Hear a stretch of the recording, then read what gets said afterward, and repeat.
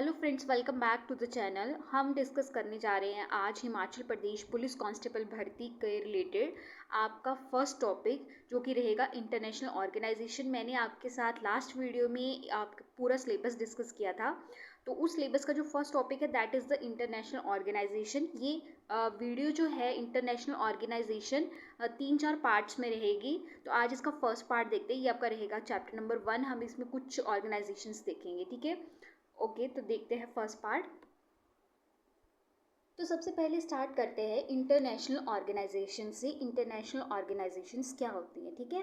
तो यहाँ पर आपके पास देखो डेफिनेशन में क्या लिखा है, an international organisation is an institution. तो ये क्या है, एक इंस्टीट्यूशन है जो कि बनता है किससे, दो या दो से ज़्यादा कंट्रीज। अब देखो मिनिमम 2 कंट्रीज तो आपको चाहिए एक इंस्टीट्यूशन बड़ा सा बनाने के लिए, ठीक है। फिर इसमें क्या होगा, बहुत सारी और कंट्रीज जो है वो धीरे धीरे ऐड हो जाती है। इसको आप एक एग्जाम्पल से समझो। फॉर एग्जाम्पल, आपने अपने जहाँ पर आपका गांव है, ठीक है, या घर है, जहाँ कहीं भी आपने कोई सोचा कि हम अपने एरिया के पास में जो है क्या करेंगे, आज सफाई करेंगे, ठीक है। 2 बच्चे मिलकर जो है वो लग गए इस काम में, ठीक है। तो धीरे धीरे क्या हुआ कि और भी यहाँ पे आके क्या करते, जुड़ते गए, ठीक है। तो यहाँ वैसे ही है कि पहले क्या होगा कि कंट्रीज ने स्टार्ट किया, एक ऑर्गेनाइजेशन बनाई, धीरे धीरे क्या होगा बाकी कंट्रीज भी यहाँ आके जुड़ने लगी। तो 2 या 2 से ज़्यादा कंट्रीज जो हैं वो यहाँ पर क्या करती है, काम करती हैं इस ऑर्गेनाइजेशन में। अब इसके अलावा ये काम करती क्या है, एक तो ये कोऑपरेशन में काम करता है। क्या कोऑपरेशन क्या करना है, फॉर एग्जाम्पल अभी जैसे रशिया और यूक्रेन में क्या चल रहा है, आपका डिस्प्यूट चल रहा है, ठीक है। तो उसमें अब कि हाँ आपस में आप लड़ाई मत करो, तो आप अपने कॉरपोरेशन बना के रखो, तो उसमें ये हेल्प करेगा, पीस शांति बनाए रखने के लिए बोलेगा। अगर किसी कंट्री पे सिक्योरिटी का कोई इशू आ रहा है तब भी उसको डिस्कस करेंगे। ट्रेड, अब आपको पता है कि सारा का सारा जो ट्रेड होता है वो किसके थ्रू होता है, सी के थ्रू जाता है, ठीक है। समुद्र के थ्रू जो है वो एक कंट्री से दूसरी कंट्री को क्या पहुंचता है, सामान पहुंचता है। तो उस ट्रेड को मेंटेन करने के लिए जो है वो ये काम करता है, प्रमोट करता है, डेवलपमेंट देखता है। अब देखो जैसे इंडिया है, तो इंडिया कैसी कंट्री है, इंडिया एक है जो अपने पास डेवलपिंग कंट्री है, ठीक है। अभी पूरी तरीके से डेवलप नहीं हुई है ये कंट्री, ठीक है। क्या है, डेवलपिंग है, प्रोसेस में है। तो कुछ कंट्रीज अंडर डेवलप है, उनको डेवलप करेगा। हेल्थ को देखेगा, जहाँ पर हेल्थ का प्रॉब्लम है, एजुकेशन है, ठीक है। इंटरनेशनल रिलेशनशिप, ठीक है, कंट्रीज़ के आपस में जो इंटरनेशनल रिलेशनशिप है उन रिलेशंस के बारे में भी जो है आपके पास क्या करता है, अंतर्राष्ट्रीय संगठन जो है वो उसके बारे में काम करता है। तो नेक्स्ट क्या है, ऑफिशियल लैंग्वेजेस। अब देखो मैंने आपको पहले बता दिया कि यहाँ पर क्या है 193 कंट्रीज़ है। 193 कंट्रीज़ है तो हर किसी की क्या है, एक अपनी अपनी लैंग्वेजेस है। इतनी सारी लैंग्वेजेस में काम करना जो है वो पॉसिबल नहीं होगा, तो इसलिए क्या करा गया है, कुछ लैंग्वेजेस को ऑफिशियल लैंग्वेजेस चूज़ कर लिया गया है।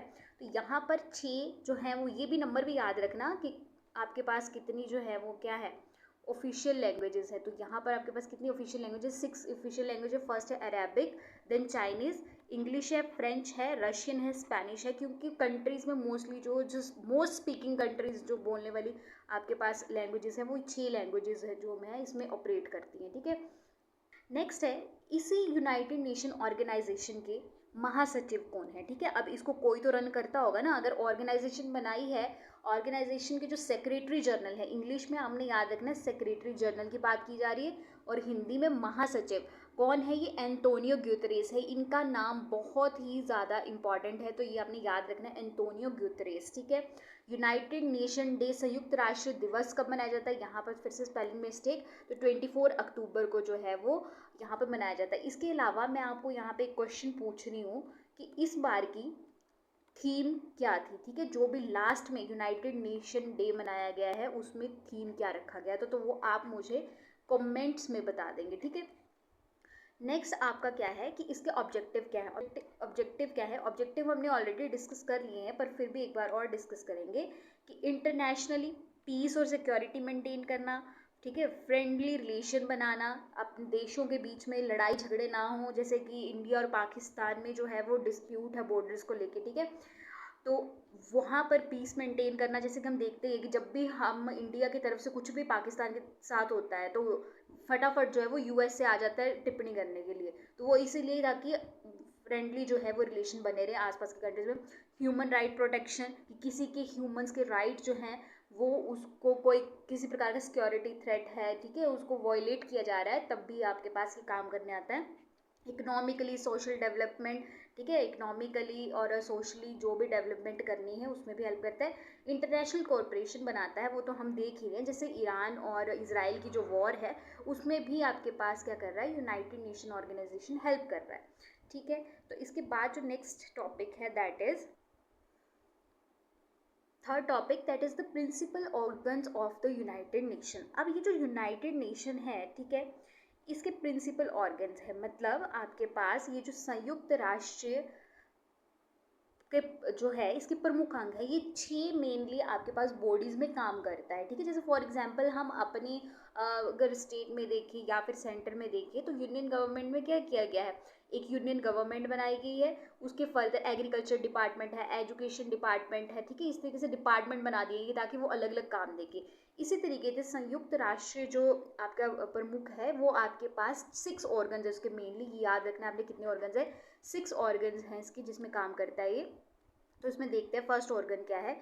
तो फर्स्टली जो है वो है जनरल असेंबली, ठीक है, इसको हिंदी में क्या बोलते हैं, महासभा बोल दिया जाता है, ठीक है। जनरल असेंबली को क्या बोलते हैं, महासभा। अब इसमें याद क्या रखना आपको कि इसमें मेंबर्स कितने हैं, तो टोटल 193 हमने ऑलरेडी पढ़ लिया। यूनाइटेड नेशन ऑर्गेनाइजेशन में कितने मेंबर्स है, 193, तो जनरल असेंबली के भी कितने मेंबर्स हुए, 193 मेंबर्स हुए। फिलहाल जो यहाँ पर आपके पास प्रेसिडेंट है वो कौन सा प्रेसिडेंट है, 79th जनरल असेंबली चल रही है आपकी इस टाइम पे, ठीक है। तो ये आपने याद रखना है, इनका नाम फिलिमोन यांग, फिलिमोन यांग जो है वो फिलहाल आपके क्या है, जनरल असेंबली के प्रेसिडेंट जो है वो बनाए गए हैं, ठीक है। अब इंडिया का क्या रोल है इसमें, ये भी आपको याद रखना पड़ेगा। अब जो इंडिया है ना वो जनरल असेंबली का मेंबर तो है, ठीक है, मेंबर तो है, पर ये कैसा मेंबर है, ये सिर्फ जो है वो आपका फाउंडिंग मेंबर है। फाउंडिंग मेंबर का मतलब क्या है कि जब ये आपके पास यूनाइटेड नेशन ऑर्गेनाइजेशन बनाई गई ना, तब उसको बनाने में एक कंट्री जो थी वो इंडिया भी थी, जो इसमें क्या कर रही थी, पार्टिसिपेट कर रही थी, एक्टिव मेंबर है, परमानेंट मेंबर नहीं है। अब मैं आगे आपसे डिस्कस करूंगी इसके परमानेंट और नॉन परमानेंट मेंबर्स, पर इंडिया कैसा मेंबर है, फाउंडिंग मेंबर है। नेक्स्ट जो ऑर्गन है इसका जो काम करता है इसमें, that is the security council, ठीक है। अब सिक्योरिटी काउंसिल सुरक्षा परिषद है ये, इसमें 15 मेंबर्स हैं, ठीक है। अब इस टाइम पे इसका प्रेसिडेंट कौन है, अच्छा ये जो सिक्योरिटी काउंसिल है ना, इसमें आपके पास एक पूरी कंट्री जो है वो प्रेसिडेंट बनती है, एक आदमी प्रेसिडेंट नहीं बनता है। तो यहाँ पे डेमोक्रेटिक रिपब्लिक ऑफ कोंगो ये जो है वो है इस टाइम के प्रेसिडेंट।